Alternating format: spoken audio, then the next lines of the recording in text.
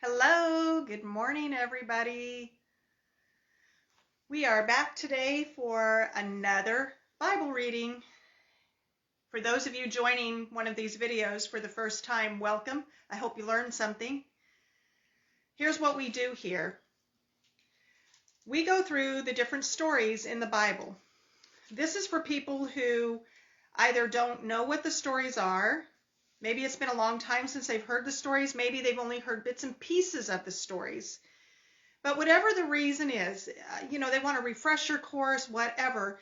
We go through the stories in the Bible so that people have an opportunity to learn what they are. That way they know what they say, and if it comes up in conversation, they can tell whether somebody's telling them the truth of the stories, whether or not they're correct, and most importantly, they can participate in those conversations. So we have been going through the story of Saul. Saul was the first king of Israel. The people wanted a king, and God allowed them to have a king. They wanted to be like every other nation that had kings that would lead them into great battles and make them look good.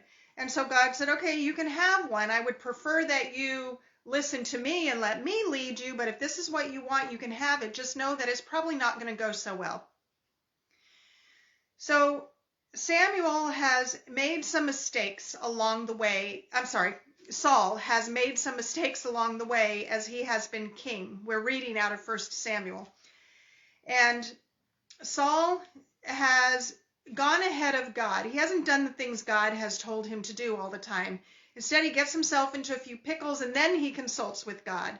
And he keeps making some mistakes along the way. We are now at chapter 15.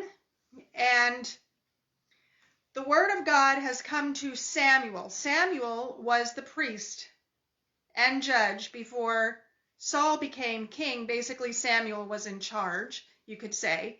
And he's the one that God said, go ahead and make Saul king. And so now Samuel gets these messages from God to give to Saul. By the way, if you ever want to be tongue-tied, just say Saul saw Samuel. So we are now in 1 Samuel chapter 15, and we're going to read what it says. Samuel told Saul, "The Lord sent me to anoint you as king over his people Israel. Now, listen to the words of the Lord. This is what the Lord of armies says. I witnessed what the Amalekites did to the Israelites when they oppressed them along the way as they were coming out of Egypt. Now go and attack the Amalekites and completely destroy everything they have. Do not spare them. Kill men and women, infants and nursing babies, oxen, sheep, camels, donkeys." Then Saul summoned the troops and counted them at Telaim, 200,000 foot soldiers and 10,000 men from Judah. Saul came to the city of Amalek and set up an ambush in the wadi. He warned the Kenites, "Since you showed kindness to all the Israelites when they came out of Egypt, go on and leave. Get away from the Amalekites, or I'll sweep you away with them." So the Kenites withdrew from the Amalekites. Then Saul struck down the Amalekites from Havilah all the way to Shur, which is next to Egypt. He captured King Agag of Amalek alive, but he completely destroyed all the rest of the people with the sword. Saul and the troops spared Agag and the best of the sheep, goats, cattle, and choice animals, as well as the young rams and the best of everything else. They were not willing to destroy them, but they did destroy all the worthless and unwanted things. Then the word of the Lord came to Samuel. "I regret that I made Saul king, for he has turned away from following me and has not carried out my instructions."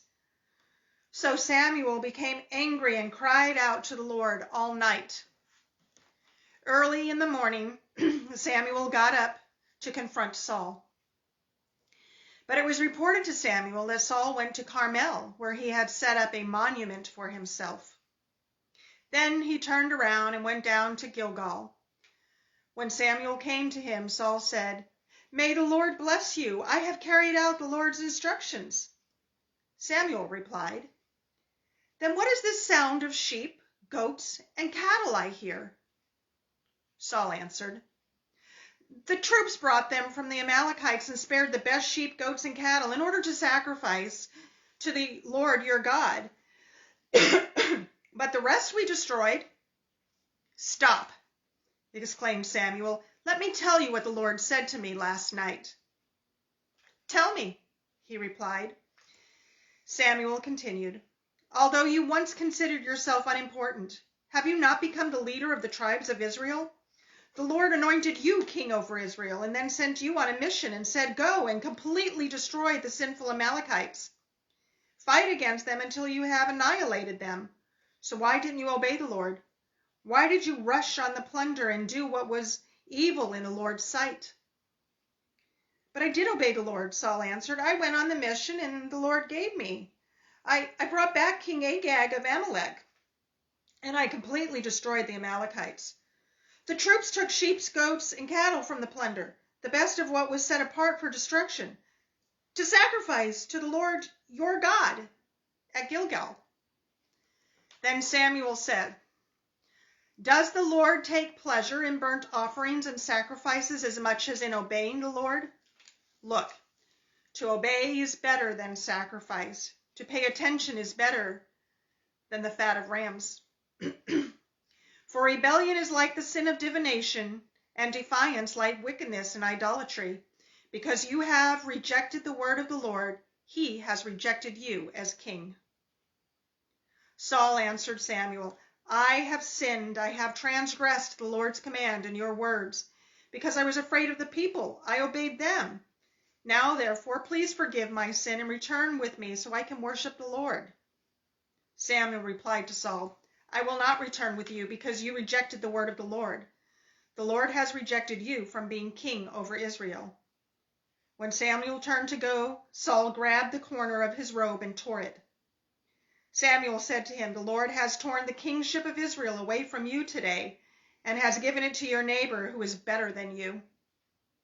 Furthermore, the Eternal One of Israel does not lie or change his mind, for he is not man who changes his mind." Saul said, "I have sinned. Please honor me now before the elders of my people and before Israel. Come back with me so I can bow in worship to the Lord your God." Then Samuel went back, following Saul, and Saul bowed to the Lord. Samuel said, "Bring me King Agag of Amalek." Agag came to him trembling, for he thought, "Certainly the bitterness of death has come." Samuel declared, "As your sword has made women childless, so your mother will be childless amongst women." Then he hacked Agag to pieces before the Lord at Gilgal. Samuel went to Ramah, and Saul went up to his home in Gibeah of Saul. Even to the day of his death, Samuel never saw Saul again. Samuel mourned for Saul, and the Lord regretted he had made Saul king over Israel. Excuse me, I've got a frog in my throat this morning. All right. Remember, there are 3 ways that we look at these stories when we read them. What does it say? We have to have reading comprehension. What was it saying to the people of the time? We have to take everything into context. We have to understand the history and the culture. And what, if anything, is it saying to us today? Well, this story is quite amazing. So what is it talking about? So it says here that the word of the Lord came to Samuel and told him, "Tell Saul to go and fight against the Amalekites." When God led the Israelite children out of Egypt and they were wandering in the desert, the Amalekites attacked them, but God delivered them from the Amalekites, and he helped them destroy the Amalekites in that battle. Well, now it is quite some time later, and the Lord has remembered these Amalekites that have treated the Israel people poorly, the Hebrew children very poorly. And so he says, "Tell Saul to go fight the Amalekites, and I want them to destroy everything, every woman, every child, every animal that they have, everything. They are to kill them." So Saul gets the troops, counts up all the troops, and they go and they destroy everything except for King Agag. And except for the really good sheep and cattle and all the good stuff. And they keep that, and Saul captures King Agag, and then Saul goes and he sets up this memorial, this monument, and to himself, it says. He sets it up. And Samuel finds out that he's done this, and he goes and meets Saul on this road, and he's talking to him, and he says, "Hey, how come you didn't do what God told you to do?" And Samuel says, "Oh, I did. I went and fought the Amalekites." And he's like, "Yeah, but you didn't destroy everything." "Oh, yeah, we destroyed everything." He says, "Really? What are those cattle and sheep that I hear off in the distance there?" And he says, "Oh, well, the troops kept that. We were going to sacrifice that to God." "Yeah, right. Sure he was." And then he says, I think this is really interesting. "I completely destroyed the Amalekites. The troops took sheep and goats." Then he goes on, he says, "to sacrifice to the Lord your God at Gilgal." Saul did not acknowledge that it was his God, too. He told Samuel that it was your God. So Samuel says to him, he says, "Look, does God care about sacrifices as much as he cares about obedience? To obey is better than to sacrifice. And because you have done this thing, then God is going to remove this kingship from you. You will no longer be king. He's going to give this kingship to somebody who is far more worthy than you, who's willing to obey rather than sacrifice." And Saul's a little upset now. And he says, no. He says, "Please forgive me. Let me come back with me to this place that I set up and worship with me. And I'm sorry." And I don't think Samuel believed him. And Samuel's like, "I'm not going back with you." So Saul ends up ripping Samuel's cloak and says, he's probably trying to pull him back to go with him. And he looks down, Samuel looks down, and he says to him, he says, "And this day the kingship has been ripped away from you." So eventually Saul does convince Samuel to go before the elders so that he can ask God for forgiveness. I think Saul realizes at this point he really messed up. He went against God.